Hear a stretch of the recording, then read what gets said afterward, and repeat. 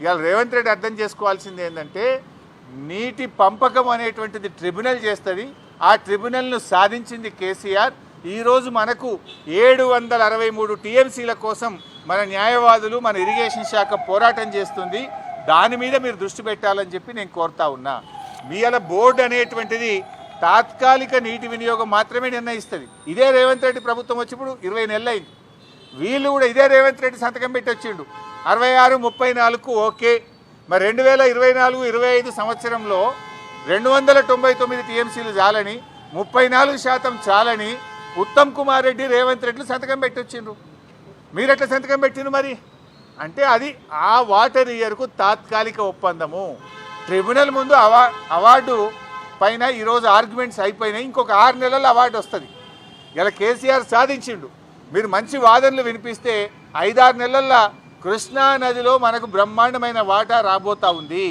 నేను అందువల్లనే మీతో కోరేది ఆలోచించి ఇప్పుడు మంచి వాదనలు వినిపించి మీరు కృష్ణా నదిలో మన వాటాను సాధించండి. అనవసరంగా అహంకారంతోనో వెటకారంను చాలించండి. తెలంగాణకు ఉపకారం చేసే మంచి బుద్ధితో నడుచుకోవాలని చెప్పి నేను రేవంత్ రెడ్డిని కోరుతా ఉన్నా. చెప్తాను వెటకారం అహంకారం కాదు, కావాల్సింది తెలంగాణకు ఉపకారం. ఆ బుద్ధితో ఆలోచించండి. నేను సింపుల్గా అడుగుతున్నాండి. అజ్ఞానం అనే ఒక మాట అన్న రేవంత్ రెడ్డి చాలా పెద్ద మాట అనకూడదు, కానీ నిజంగా బాధతో అంటున్నా. ఎందుకు అజ్ఞానంతో మాట్లాడారో చెప్పాలా? మీరు కూడా వీడియో ప్రజెంట్ చేయండి. ఇంకోసారైనా తప్పు చేయడు. ఆయన పాత వీడియోలు మాట్లాడినవి చూపించండి. ఇప్పుడు నేను మాట్లాడింది చూపించండి. ఏం మాట్లాడింది రేవంత్ రెడ్డి? మొదటి రోజు గోదావరిలో 1000 ఇచ్చేసాయి, కృష్ణాలో 500 ఇచ్చి చంద్రబాబు నాయుడు నీ ఇష్టం ఉన్నది నీళ్ళు తీసుకపో, 1000 ఇచ్చేసాయి, 500 ఇచ్చి నీ ఇష్టం బుద్ధునంత రాసుకపో, కృష్ణానదిని దోచుకో అని చెప్పి ఆయనకు బ్లాంకెట్ సర్టిఫికేట్ ఇచ్చిండు రేవంత్ రెడ్డి. అది అజ్ఞానంతో మాట్లాడినటువంటి మాట. ఎందుకు ఈ మాట అంటున్నా? గోదావరిలో 968 కాదు, వరద జలాల్లో 1958 టీఎంసీల హక్కు ఉన్నది. 2918 టీఎంసీలు గోదావరిలో తెలంగాణకు రావాలని కేసీఆర్ ఆ రోజు మాట్లాడినరు. 2918 రావాలని కేసీఆర్ అడిగితే రేవంత్ రెడ్డి 1000 చాలు, ఇక చంద్రబాబును మొత్తం తీసుకుపో అన్నాడు. ఎప్పుడైతే ఈ విషయాలు నేను బయట పెట్టినో తన అజ్ఞానాన్ని గ్రహించి నాలుక ఖర్చుకొని రేవంత్ రెడ్డి ఇప్పుడు నిన్నేం మాట్లాడతాడు అంటే, లేలే వరద జలాల్లో మా వాటా ఉన్నది, అందులో కూడా మేము మాకు ఇవ్వాలి కదా నువ్వు అని ఎప్పుడు మాట్లాడిండు? ఆయన అజ్ఞానాన్ని మేము బయట పెట్టి, అయ్యా కేసీఆర్ 918 అడిగిండు, నువ్వు 1000 అడిగినావు, ఇది తెలంగాణకు అన్యాయం అని చెప్పి నేను డాక్యుమెంట్లు బయట పెడితే ఆయన అజ్ఞానాన్ని సవరించుకునే ప్రయత్నం చేసిండు. కృష్ణాలో కూడా ఏమంటాడు? 500 చాలని రేవంత్ రెడ్డి అన్నాడు.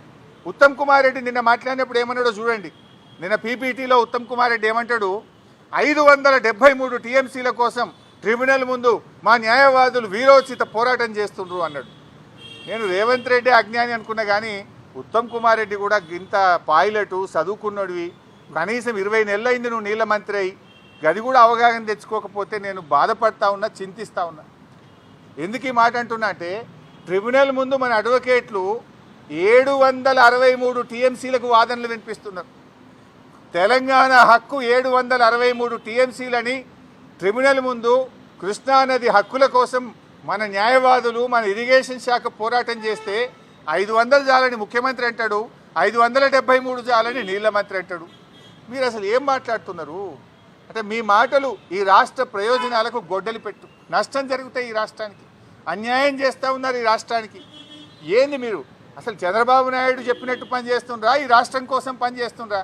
500 చాలు, 573 చాలు అనేటువంటి మాటలు అజ్ఞానంతో కూడినటువంటి మాటలు.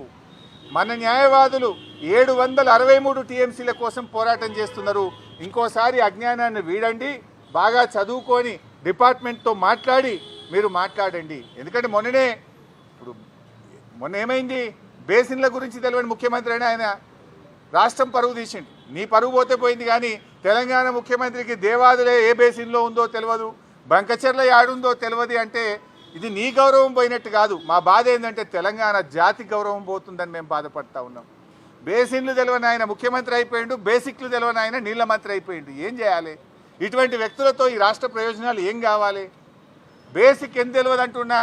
నువ్వు 20 నెలలైంది నీళ్ళ మంత్రి, కొత్తకు కూడా కాలేదు.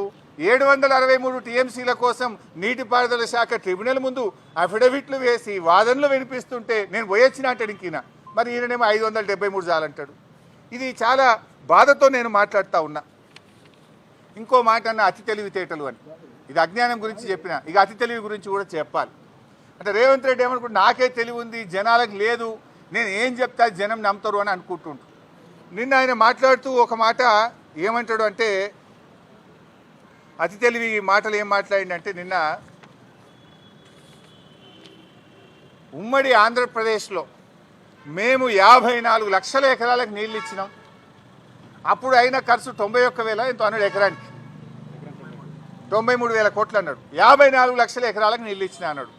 ఎంత బాధ కలుగుతుందంటే, ఆ 54 లక్షలు ఏం కలిపిండో తెలుసావే?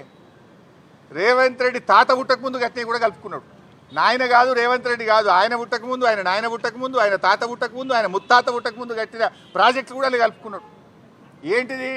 400 ఏండ్ల కింద కాకతీయ రెడ్డి రాజులు కట్టించిన చెరువులు కూడా ఉమ్మడి కాంగ్రెస్ పార్టీ చేసిందట ఉమ్మడి ఆంధ్రప్రదేశ్లో. మన నిజాం నవాబు కట్టిన నిజాం ప్రాజెక్టులు, నిజాం కాలంలో కట్టిన ప్రాజెక్టులు కూడా మేమే కట్టినాం మా కాంగ్రెస్ హయాంలో అని అనగలుపుకున్నాడు. వాస్తవానికి గోదావరి మీద నిజాం సాగర్ 2,31,000 ఎకరాలు, గణపురం, అప్పర్ మానేరు, పోచంపాడు ప్రాజెక్టు, లక్నవరము, శనిగేరము, ఇట్లా ఎన్నో ప్రాజెక్టులు గోదావరి మీద ఉమ్మడి ఆంధ్రప్రదేశ్లో ఆనాటి కాకతీయుల కాలంలో కట్టినవి, నిజాం కాలంలో కట్టినటువంటివి ఉన్నాయి. కృష్ణానది మీద ఆర్డీఎస్ 87,000 ఎకరాలకు నీళ్ళు ఇచ్చే ఆర్డీఎస్, వైరా, పాలేరు, పాకాల, దిండి, కోయిల్ సాగరు, ఆసిఫ్ నహర్, ఇలాంటి ఎన్నో ప్రాజెక్టులు కృష్ణానది మీద దేశానికి స్వాతంత్రం రాకముందు కట్టినాయి. ఇవన్నీ కూడా మేమే కట్టినాం కాంగ్రెస్ వాళ్ళం అంటాడు ఆయన. అంటే ఇది అతి తెలివి కాదా? ఇట్లా మీరు చూసినట్టయితే 16 లక్షల ఎకరాలు ఆంధ్రప్రదేశ్ రాష్ట్రం ఏర్పడక ముందే 16 లక్షల ఎకరాలు మరి కాకతీయుల కాలంలో, నిజాం కాలంలో తెలంగాణకు నీటిపారుదల సౌకర్యం ఏర్పడ్డది. ఈ 16 లక్షల్ని కూడా కలుపుకొని 54 లక్షలకు ఇచ్చిన అని చెప్పి రేవంత్ రెడ్డి గారు నిన్న పచ్చి అబద్ధం మాట్లాడిండు. ఒకటి. రెండోది ఏమంటాడు, ఆ 54 లక్షల్లో ఈ 16 తీసేస్తే మనకు ఉండేది 42 లక్షలు, 40 అయితే ఎంత 38. ఈ 16 తీస్తే 38. ఆ 38 లక్షల్లో ఏముంటుంది బైసాబ్? అందులో ఎస్ఆర్ఎస్పి స్టేజ్ 2 కాలువ దవ్విది తప్ప సుక్క వారది. ఇట్లా అనేక ప్రాజెక్టులు ఉన్నాయి. చెరువులలో పారకమే లేదు. తెలంగాణలో చెరువులు అప్పుడు రాష్ట్రం ఏర్పడినాడు ఏంది, మిషన్ కాకతీయ పెట్టక ముందు 25 లక్షల ఎకరాలు చెరువుల కింద బారేది ఉంటే 8 లక్షలకు పడిపోయింది. అంటే నామకే వాస్తే ప్రాజెక్టులు. అయినా ఇంకోటి, 1956లో మన రాష్ట్ర బడ్జెట్ ఎంత తెలుసా బైసాబ్? 19 కోట్లు. ఆ రోజు రాష్ట్ర బడ్జెట్ 19 కోట్లు. ఆ రోజు మరి వాల్యూ ఆఫ్ స్టీల్ ఎంత, సిమెంట్ ఎంత? అసలు ఆ డబ్బును ఈ డబ్బుతో కంపేర్ చేయొచ్చా? ఆ రోజు నేను రూపీ యొక్క వాల్యుయేషను చూస్తే ఆనాటి 100 రూపాయలు ఇవాళటి 10,434 రూపాయలకు సమానం. ఆనాటి 100 రూపాయలు ఈనాటి 10,434 రూపాయలకు సమానం. ఆనాటి రూపాయి ఇవాళటి 104 రూపాయలకు సమానం. ఈయన ఏం కంపేర్ చేస్తాడు? ఆ రోజు 94,000 ఎకరం అయింది, ఇవాళ 10 లక్షలకు ఎకరం అయింది. ఒకటి, నిజాం కాలంది కాకతీయుల కాలం ఆయకట్టు కలుపుకుంటాడు. 2, ఆ రోజు 19 కోట్ల బడ్జెట్ అయితే ఈరోజు 3 లక్షల కోట్ల బడ్జెట్. అసలు కంపారిజన్ ఉందా రూపీ వాల్యూ? ఏదో ఒకటి అబద్ధం ఆడి గోబల్స్ చెప్పి ప్రజల్ని తప్పుదారి పట్టించాలని రేవంత్ రెడ్డి గారు ప్రయత్నం చేస్తూ ఉన్నారు. అయినా బీఆర్ఎస్ హయాంలో 17,24,000 ఎకరాలకు నీళ్ళు ఇచ్చాం మేము. దాన్ని 15 లక్షలని చెప్పిండు. దాంట్లో 2,24,000 తక్కువ చూపించాడు. బీఆర్ఎస్ 9.5 సంవత్సరాల్లో 2 ఏళ్ళు కరోనా వచ్చినా 17,24,000 ఎకరాల కొత్త ఆయకట్టుకు నీళ్ళు ఇచ్చాం. 31,50,000 ఎకరాలకు స్టెబిలైజేషన్ చేశాం. మొత్తం బీఆర్ఎస్ హయాంలో 48 లక్షల ఎకరాలకు సాగునీరు అందించింది. 17,24,000 కొత్త ఆయకట్టు, 31,50,000 ఎకరాలు స్టెబిలైజేషన్. దీన్ని మేము సాధిస్తే దాన్ని 15 అంటాడు. అంటే ఈ రకంగా అతి తెలివితేటలు ప్రదర్శించి ప్రజల్ని తప్పుదో పట్టించేటువంటి ప్రయత్నం ఇవాళ రేవంత్ రెడ్డి గారు చేస్తున్నారు. 10 ఏళ్ళు కాంగ్రెస్ పాలించింది మాకంటే ముందు. ఇదే ఉత్తమ్ కుమార్ రెడ్డి గారు మంత్రి, సుదర్శన్ రెడ్డి గారు నీళ్ల మంత్రి, కోమటిరెడ్డి గారు మంత్రి.